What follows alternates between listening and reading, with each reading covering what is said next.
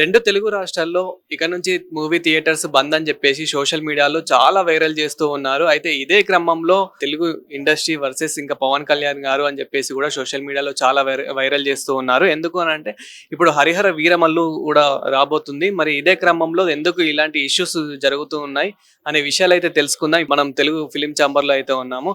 మనతో పాటు ప్రొడ్యూసర్ రామ సత్యనారాయణ గారు ఉన్నారు. హాయ్ అండి. హాయ్. సార్ ఏంటి సార్ ఈ మధ్య కాలంలో థియేటర్స్ అన్ని క్లోజ్ అవుతున్నాయి. ఎగ్జిబిటర్స్, డిస్ట్రిబ్యూటర్స్ అంటే ఈ నిర్మాతలకి కొంచెం గొడవ అవుతుంది ఇండస్ట్రీలో. అండ్ హరిహర వీరమల్లు వస్తున్న సమయంలోనే ఇది జరగడం ఎందుకని ఇలాంటి అవుతూ ఉన్నాయి? అసలు యాక్చువల్‌గా అయితే మీరు చెప్పిన పాయింట్‌కి దీనికి సంబంధం లేదండి. 'హరిహర వీరమల్లు' అనే సినిమా కోసం వీళ్ళు బంద్ అనేది స్టార్ట్ చేయలా.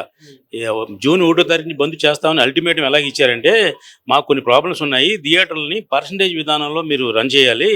రెంట్ సిస్టంలో మేము మాకొద్దు. అన్ని సినిమాలు పర్సంటేజ్ ఇస్తాం మేము. చిన్న సినిమా, పెద్ద సినిమా. కాబట్టి మీరు ఏదో ఒక నిర్ణయం తీసుకుని మాకు పర్సంటేజ్ విధానానికి ఒప్పుకోండి అని ఎగ్జిబిటర్స్ అందరూ ఫిలిం ఛాంబర్‌కి లెటర్ పంపించారు. అప్పుడు ఏం చెప్పారంటే, జూన్ 1 తారీఖు లోపు కనుక మాకు ఏ విధమైన పరిష్కారం లేకపోతే మాకు జూన్ 1 నుంచి బంద్ చేసే పరిస్థితిలో ఉన్నాము అని చెప్పారు తప్ప బంద్ చేస్తామని వార్నింగ్ మాత్రం ఇవ్వాల. అది తెలియకో తెలుసో సోషల్ మీడియాలో రకరకాల చక్కర్లు కొడుతుంది. ఇంకా ఆ విషయాన్ని పక్కన పెడితే ఈ హరిహర వీరమల్లు అనే విషయం ఈ బంద్కి సంబంధం లేదు అసలు. ఇది ఈ సోషల్ మీడియా వల్ల పవన్ కళ్యాణ్ గారి సినిమా వస్తుంది కాబట్టి వీళ్ళు బంద్ చేస్తున్నారా అని ఈ సోషల్ మీడియా వాళ్ళు దాన్ని రేజ్ చేయడం వల్ల అది పవన్ కళ్యాణ్ గారి వరకు చేరింది. దాని గురించి మంత్రి గారు దుర్గేష్ గారు ఒక మంచి డోస్ ఇచ్చారు అందరికీను. కాబట్టి పవన్ కళ్యాణ్ గారి సినిమా రిలీజ్ అయినప్పుడే మీకు ఇలాంటివి వస్తాయని చెప్పడం జరిగింది. కాబట్టి యాక్చువల్గా అయితే 100% పవన్ కళ్యాణ్ గారి సినిమా కోసం ఈ బంద్ అనేది లేదు అసలు.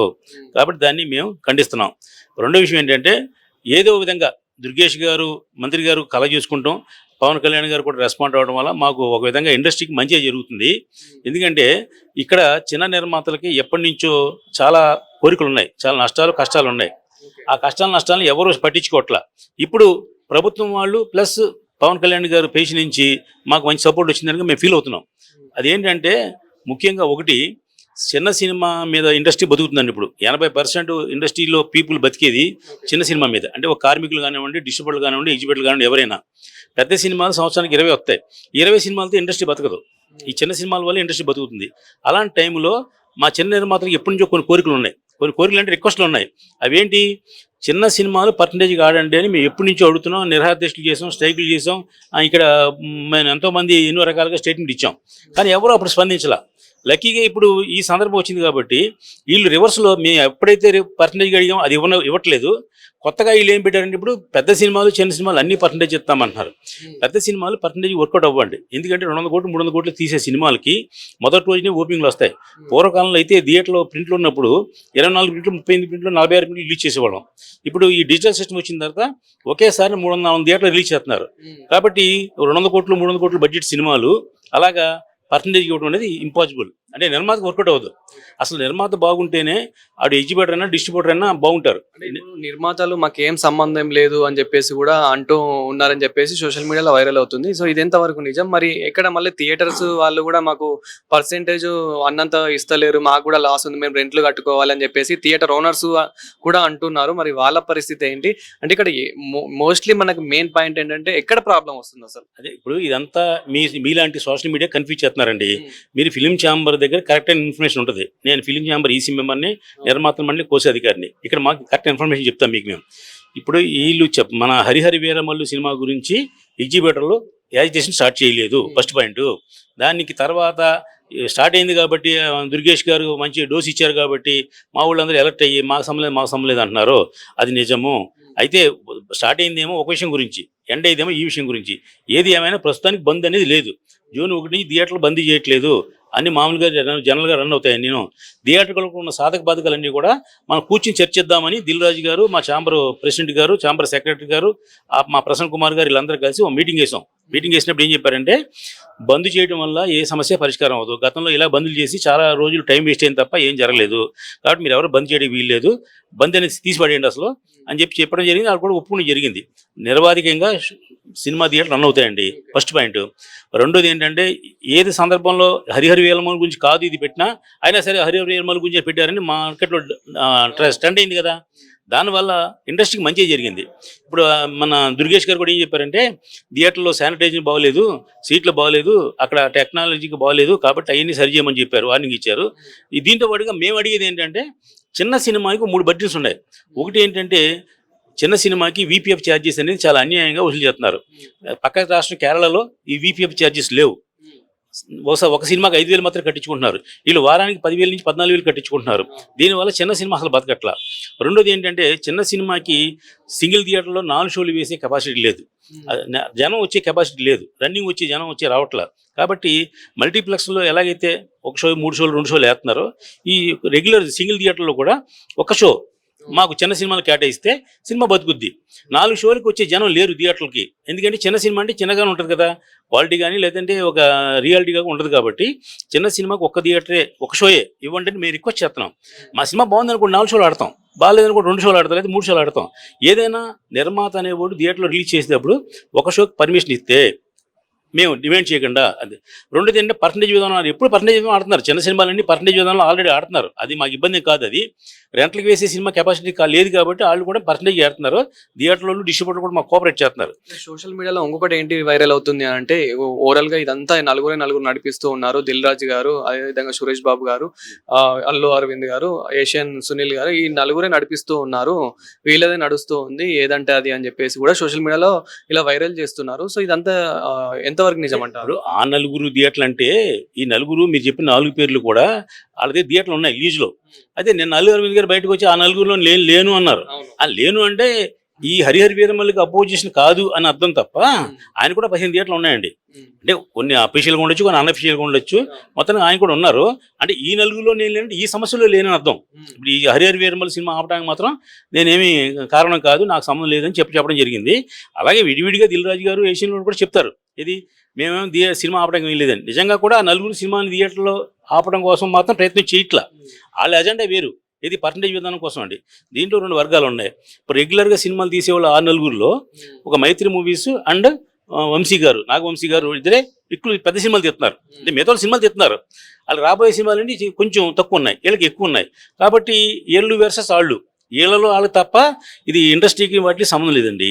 అంటే థియేటర్లో ఉన్న వాళ్ళేమో సురేష్ బాబు గారు అండ్ ఏషియన్ ఫిల్మ్ సునీల్ గారు, దిల్ రాజు గారు, వీళ్ళ ముగ్గురు దగ్గర థియేటర్ లీజులు ఉన్నాయి. ఈ వంశీ గారు అండ్ మైత్రి వాళ్ళ దగ్గర థియేటర్లు పెద్దగా లేవు, లీజులు లేవు అసలు. ప్లస్ వీళ్ళిద్దరు రెగ్యులర్ సినిమాలు తీస్తున్నారు.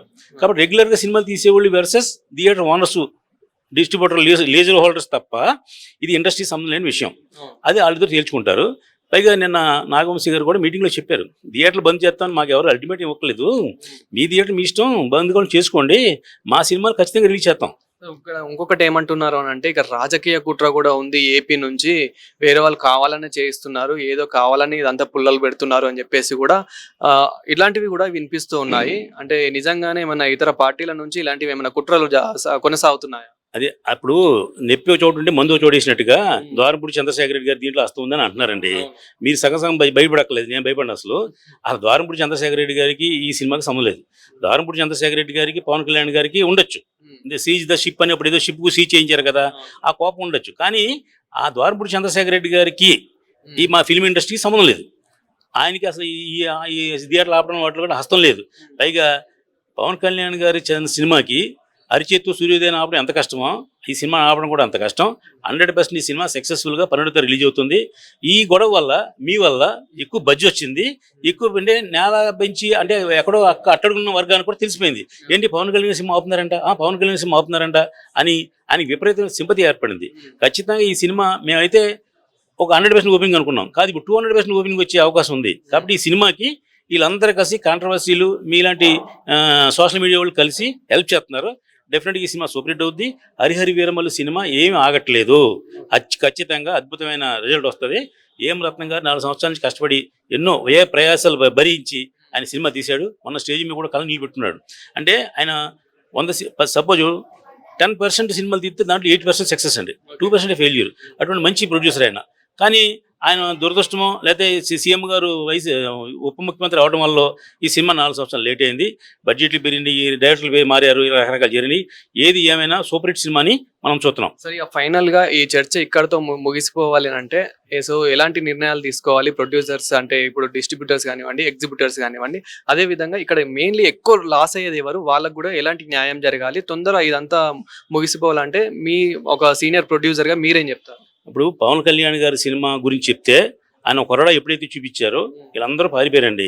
ఎవరు ఎగనెస్ట్ లేదు, తొక్కలేదు, ఎవరు లేరు, అందరూ కూడా కామ్ అయిపోయారు. ఆ సమస్య ముగిసింది.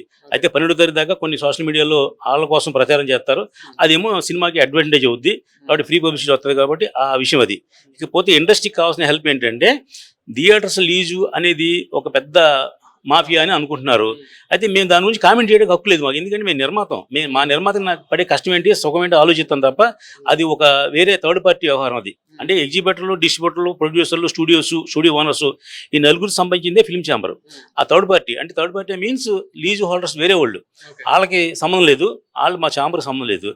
ప్రైవేట్ వ్యాపారాలు ఎవరెవరో ఎన్నో చేసుకుంటూ ఉంటారు, అవన్నీ మా సంబంధం లేదు. మేము కోరేది ఒకటే, చిన్న సినిమా బతకాలంటే బీపీఎఫ్ ఛార్జీలు పూర్తిగా తీసేయాలి. అది తీసేపోతే మేము ఉద్యమం చేస్తాం. అయితే మేము ఉద్యమం చేయడం అంటే బంధులు చేయడం, ఇందులు చేయడం కాదు.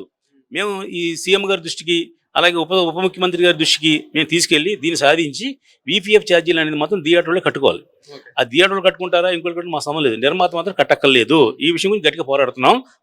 మీ ద్వారా కూడా మేము చెప్పే ఉప ముఖ్యమంత్రి గారికి తెలియజేసేది ఏంటంటే, అయ్యా 80% చిన్న సినిమాల మీద సినిమా ఇండస్ట్రీ బతుకుతుంది కాబట్టి మీరు చిన్న నిర్మాతల్ని, చిన్న సినిమాలు తీసే ఇండస్ట్రీని బాగు చేయాలంటే బీపీఎఫ్ ఛార్జెస్ని పూర్తిగా రద్దు చేయాలి.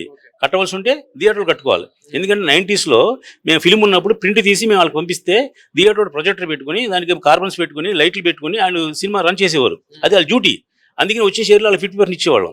ఇప్పుడు ఆ బీపీఎఫ్ ఛార్జీలు నిర్మాత మీద వేయడం లేదా డిస్ట్రిబ్యూటర్ మీద వేయడం తప్పది. డిస్ట్రిబ్యూటర్ నిర్మాత ఇద్దరం ఒకటే. మేము నిర్మాత తరపున ఉండే డిస్ట్రిబ్యూటర్ కాబట్టి ఖచ్చితంగా అది తీసేయాలి.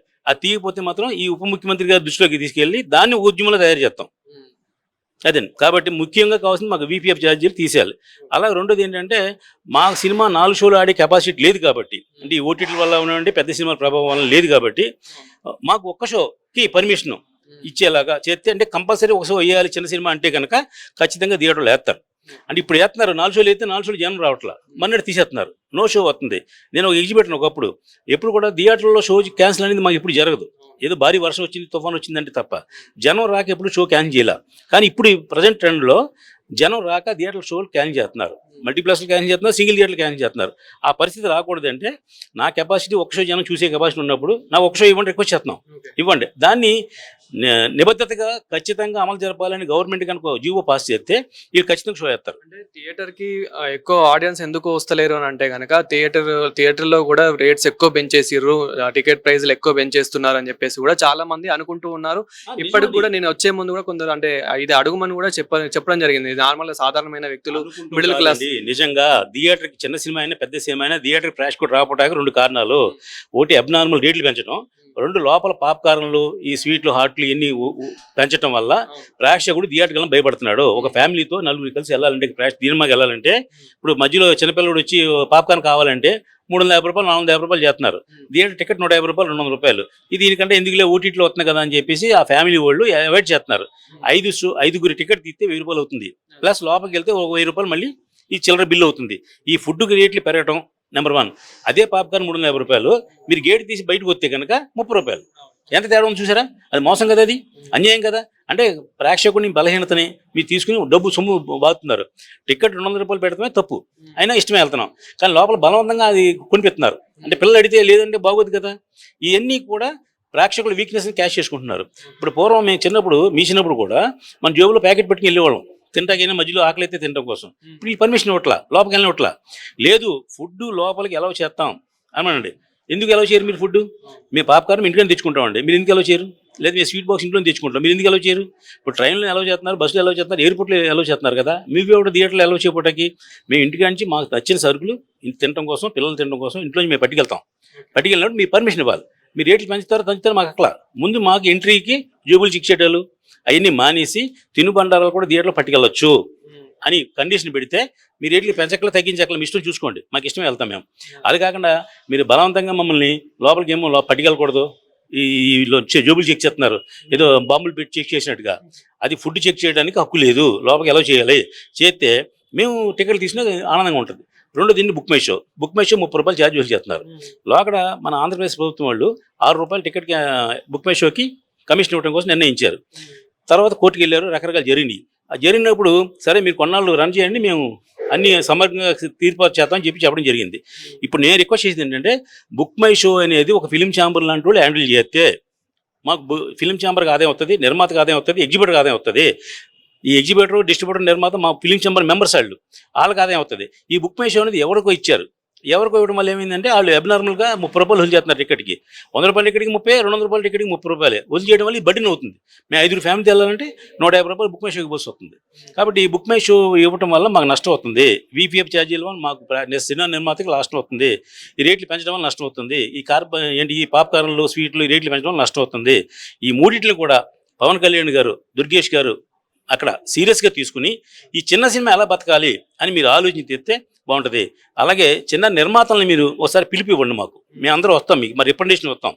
పెద్ద నిర్మాత వేరు, చిన్న నిర్మాత వేరు, ఛాంబర్ వేరు, ఇది వేరు. అంటే ఛాంబర్ పిలిస్తే అందరి తరపున వస్తారంటారు.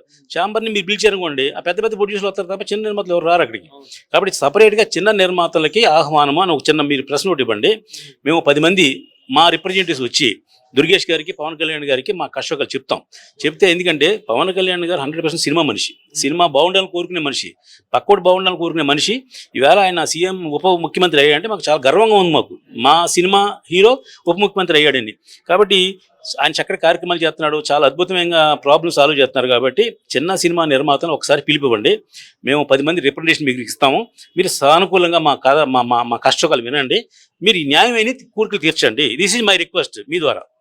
సో చూసారు కదా, థియేటర్స్ అయితే బంద్ అని చెప్పేసి చాలా వైరల్ చేస్తున్నారు కదా. ఇక నుంచి అయితే అలా ఏం ఉండదని అయితే చెప్పడం అయితే జరిగింది ప్రొడ్యూసర్ గారు అయితే. అండ్ హరిహర వీరమల్లు, మన పవన్ కళ్యాణ్ గారు నటించిన హరిహర వీరమల్లు చాలా గ్రాండ్గా అయితే రిలీజ్ కాబోతుంది. ఇంకా ఆ మూవీని అయితే ఎంకరేజ్ చేయండి. సో మంచిగా హిట్ అయితే చేద్దాము. ముఖ్యంగా చాలా మంది అంటే ఇండస్ట్రీకి కొత్త వాళ్ళు వస్తున్నారు. అంటే చిన్న నిర్మాతలు, చిన్న యాక్టర్స్ వాళ్ళు వస్తూ ఉన్నారు. వాళ్ళని మనం ఎంకరేజ్ చేయాలి. ముఖ్యంగా వాళ్ళ టాలెంట్ ని గుర్తించి వాళ్ళని అయితే ఎంకరేజ్ చేయాలి. ఎందుకంటే పెద్ద ప్రొడ్యూసర్స్, పెద్ద యాక్టర్స్ ఆల్రెడీ కొంచెం మనకి సెటిల్డ్ కాబట్టి, సో ఇంకా చిన్న వాళ్ళని మనం ఎంకరేజ్ చేయాలి. Thank you.